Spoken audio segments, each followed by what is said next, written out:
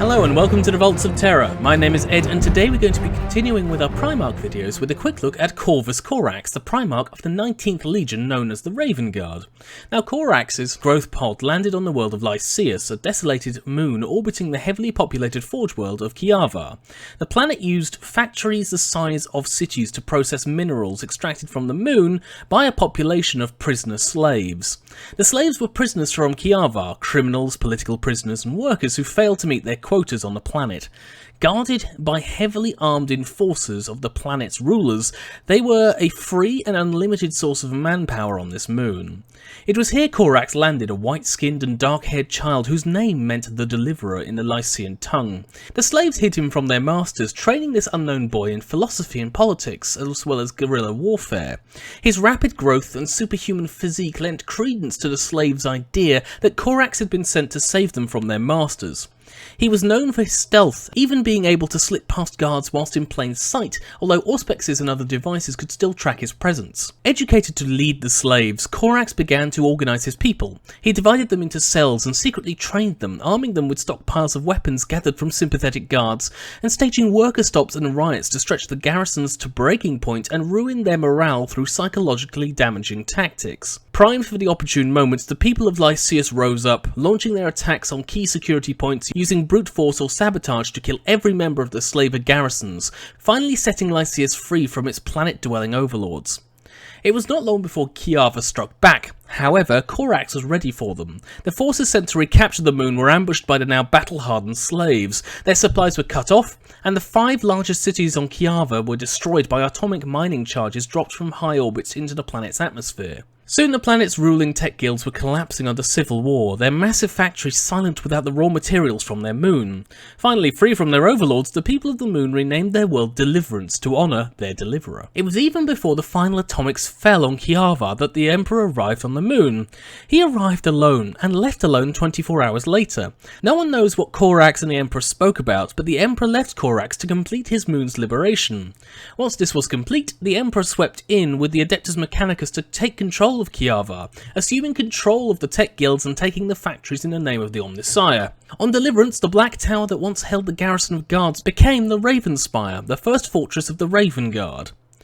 After Deliverance, Corax joined his legion, providing them with skills at sabotage and infiltration that many of the other legions lacked, providing an invaluable skill to the forces of the Great Crusade.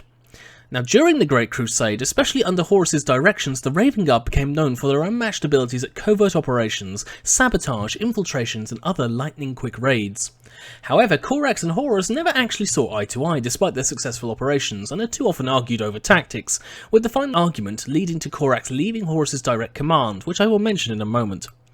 He also distrusted his Terran-born Marines, seeing them and their attitude as closer to the original oppressors of Deliverance rather than that of his own people. Combined with Horus unknowingly sacrificing the lives of many of the Terran-born recruits, Corax began sending his Terran Marines on crusades to the edge of the galactic rim, effectively banishing them for the remainder of the crusade, and preventing others who had command of the Terrans' loyalties previously from influencing Corax's legion. The benefits of having a forge world as part of their legion's immediate domain did not pass Corax by, and he was able to secure several technologies for his legion to improve their stealth in combat, including armor packs that ran almost silently to the Shadowhawk, a stealth variant of the Thunderhawk.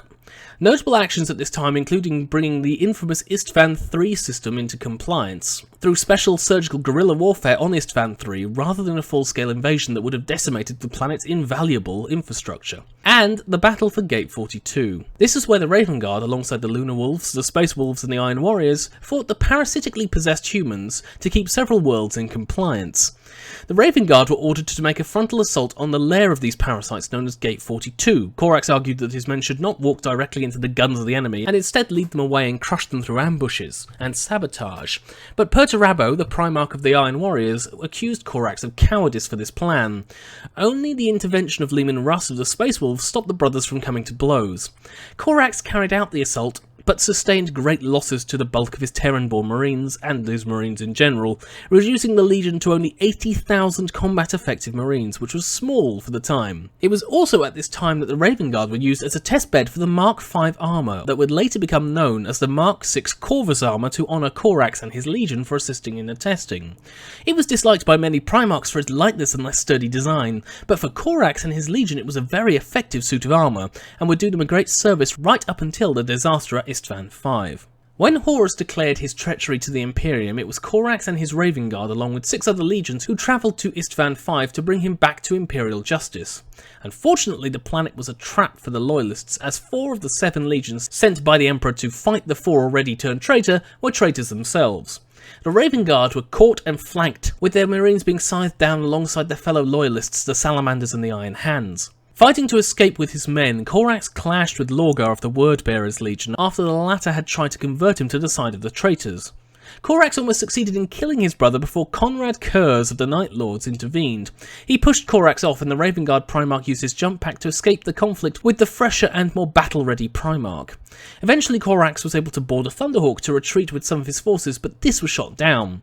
The survivors then spent 100 days fleeing across Istvan's surface before they were hunted down by Angron's World Eaters. However, before they were destroyed, they were rescued at the last minute by dropships from their own legion, who had launched a desperate but fruitful attempt to find their missing Primarch.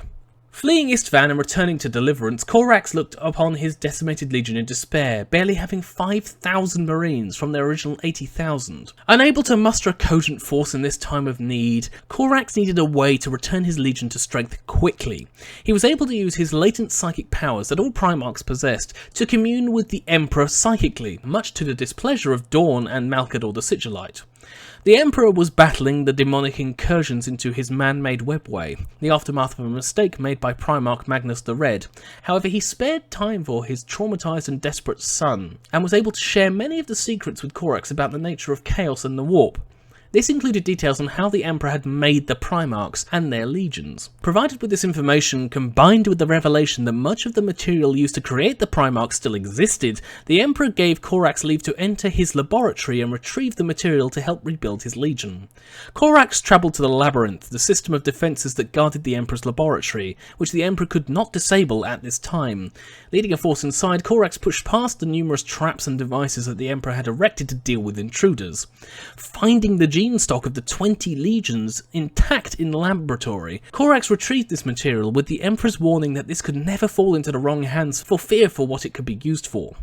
Corax returned to Deliverance with the material, and after studying it was able to implant it into 500 new marines, named Raptors, to be trained by Corax's combat-capable troops. With Corax's manipulation, these were grown far faster than normal marines in a fraction of the time, and Corax now knew he had a way of quickly restocking his legion with warriors from his fresh recruits. However, the Alpha Legion, traitors sworn to assist Horus, had infiltrated the Raven Guard during Istvan, and were now able to learn of Corax's plans. They took samples of the Emperor's research to help develop their own legion, then tainted the original samples with a demonic retrovirus that would destroy the DNA and mutate the next marines it was used on. Understandably, the next 2,000 recruits of the Raven Guard were all a disaster, growing incorrectly or going insane, becoming mutants or blood-crazed, despite all of Corax's efforts. Little is known directly about these failures, with only third-party testimony showing that the Raven Guard were leading monsters into battle to show for these failures. It was at this time that the traitors had instigated a rebellion on Kiava and were gaining ground. Also, Omegan of the Alpha Legion had stolen the Emperor's gene stock, hiding it on the world. Corax restrained himself by his men's request from retrieving it directly, and the Raven Guard deployed the Raptors and the remaining marines to deal with the traitors. Some of his still combat-capable failures and mutants from the gene experiments begged to go to be useful for once, and Corax allowed it. With the plan to rapidly regrow his legion in ruins, Corax resolved to repair what he could and continue to replace his legion at a much slower rate, as was done originally, as the Alpha Legion were unable to destroy the Raven Guard's gene seed as they had tainted the Primarch gene stock that they had stolen. After this, and only able to contribute in the smallest fashion to combat the traitors, the legion was still badly underpowered even as Horus fell and the heresy was crushed. They later helped push back the traitor strongholds using guerrilla tactics and hit-and-run raids, but were still restricted to the periphery, whilst Corax's brothers' legions made the main push against the traitors. After the Heresy, Corax followed Guilliman's requirements and split his legion, forming the Raptors chapter and the Raven Guard chapter, which was all he could spare from the remaining Marines he had. Racked with guilt over his perceived failures, still unknowing of the Alpha Legion's involvement in his project's failures, Corax decided to personally give the Emperor's peace to the still living remnants of his enhanced growth project. Basically, he killed them all, as a mercy in his eyes. He then locked himself away for a year and a day, looking for the Emperor's forgiveness for what he had done. It's unknown if he found forgiveness whilst locked away, but when he emerged, he left Deliverance alone, on course for the Eye of Terror. He was never seen again, his last words being, nevermore. So, I hope you enjoyed the video today. Thank you for watching. This was a brief overview of Corax and his time with his Raven Guard. Now, to those who are still interested in the role-playing game, I apologise that this did not happen last Monday. Unfortunately, I was very sick, so I was unable to host, and I tried to put the word out, but it wasn't very useful. We will be rescheduling the game for the 8th if you're still interested, as the 1st was unfortunately occupied for us. So, hopefully we will see you there. Otherwise, thank you for watching today. See you next time on the Vaults of Terra.